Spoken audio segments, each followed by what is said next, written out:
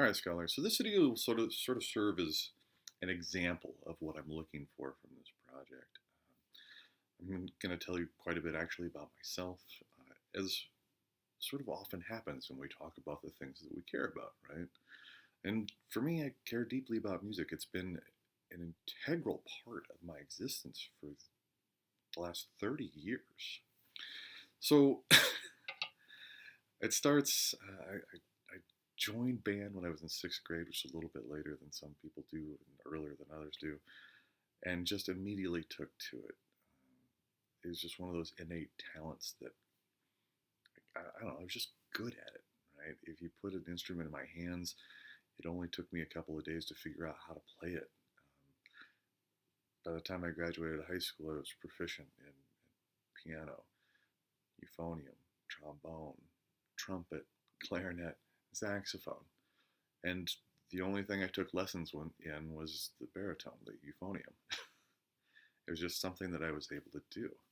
So I went and studied music at Iowa State University and had the intention of becoming a music teacher.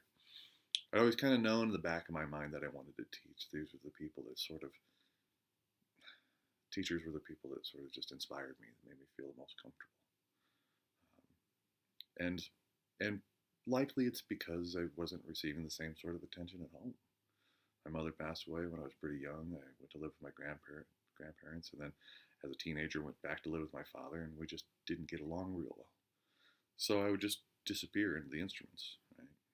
Learning how to play something new, sort of sussing these things out, and it was just always that comfort to me, something that I could turn back to.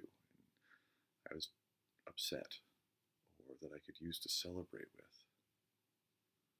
It's just been that thing that has been my constant companion, my North Star for me to point my rudder at.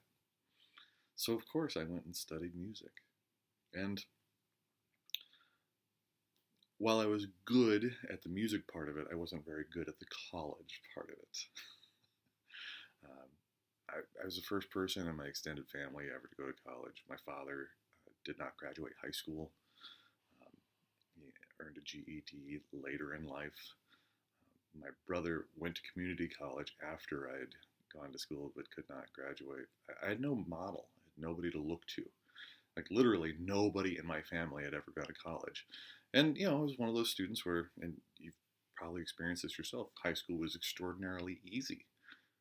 But then I showed up at college and there were real expectations, real work. It took more time, effort, thought, energy. And I didn't know how to put those things together because I'd never had to do it before other than just learning instruments, which came very naturally to me.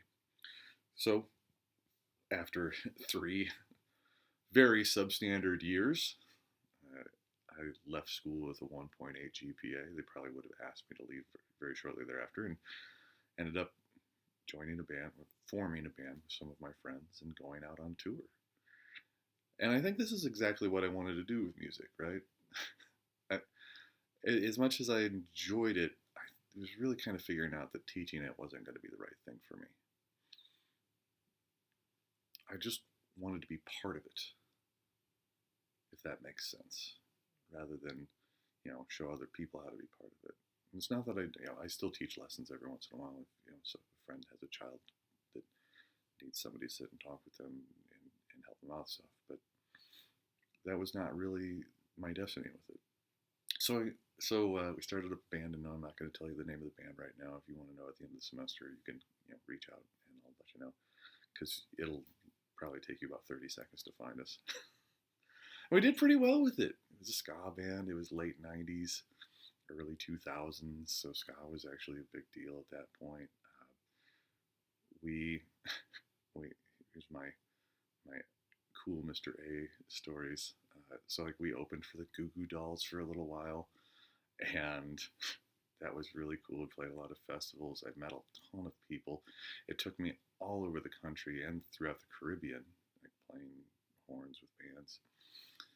I can tell you from personal experience that John Bon Jovi is a super nice guy. Like he's exactly what you expect him to be. Like I met him in a green room. He had a guitar in his hand, cowboy hat on, boots up on the table. It was just really super pleasant with everybody. I can tell you that Marilyn Manson is a dick, which probably shouldn't surprise you very much based on what we found out about this guy the last couple of years. And just met a ton of other people along that time.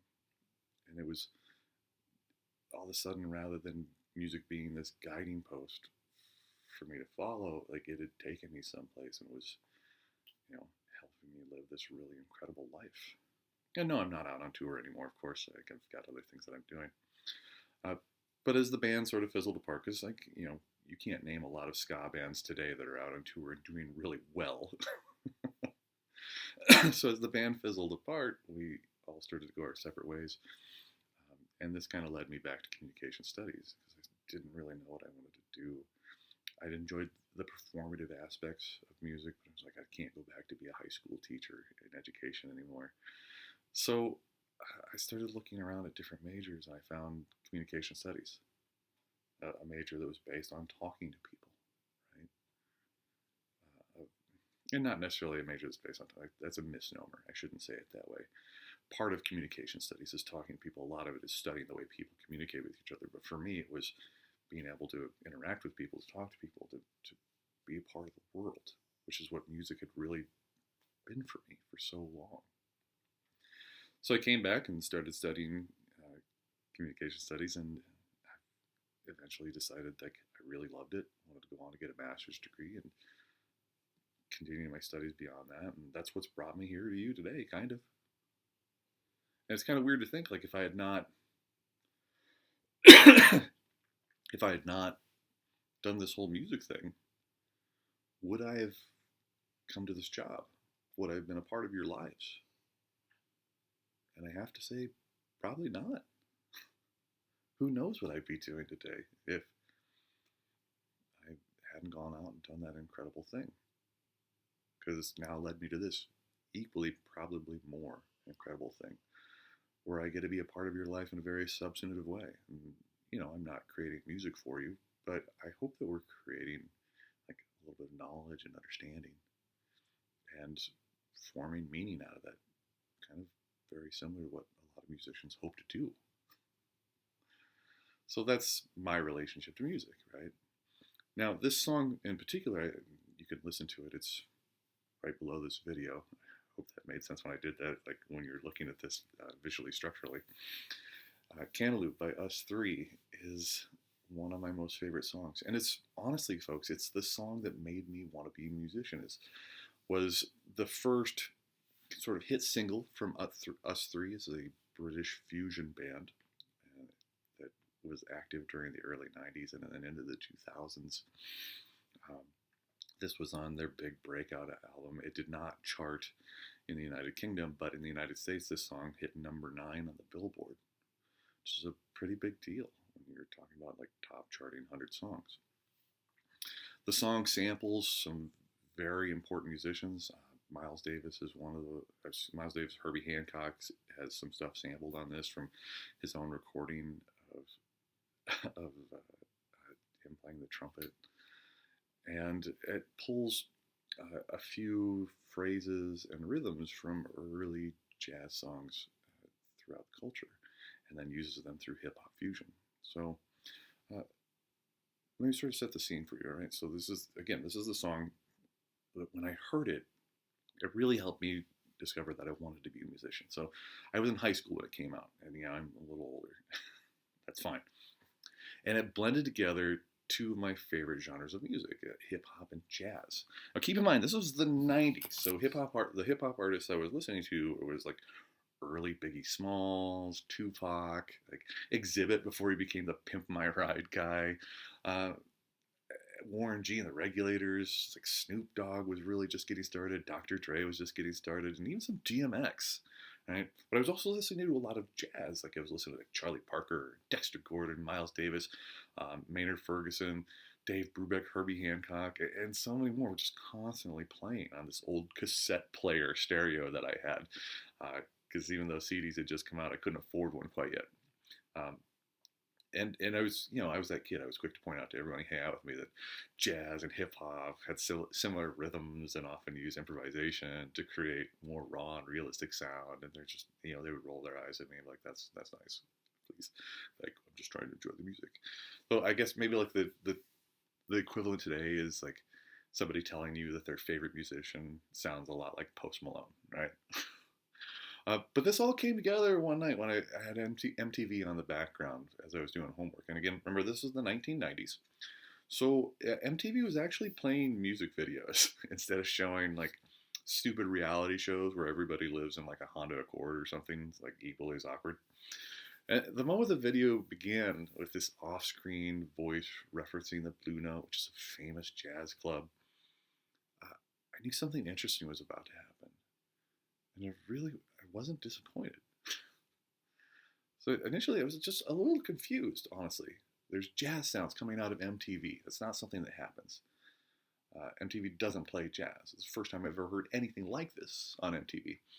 But then, like, I became enthralled immediately because then there's Gerald Pressner playing the trumpet, and this maybe is not like a person you're super familiar with, but this was a decently well-known British jazz trumpet player.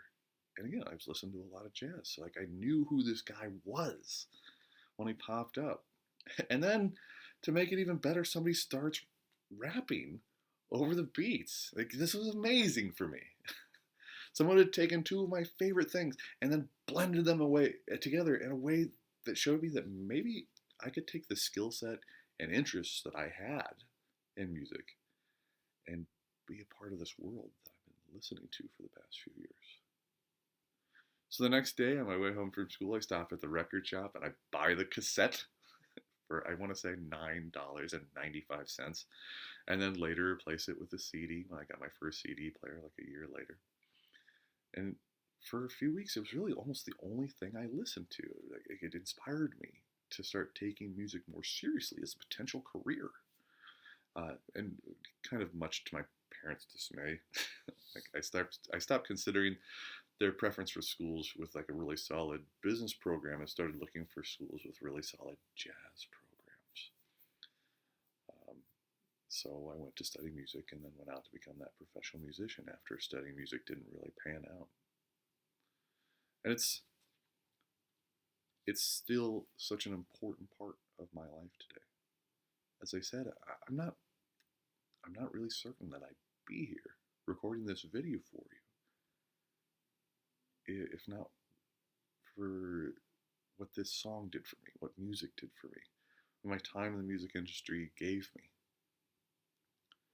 And that's pretty amazing. We all sort of have those moments, right? Like there's something that happens that changes the trajectory of our life. And I don't expect it necessarily to be a song for all of you.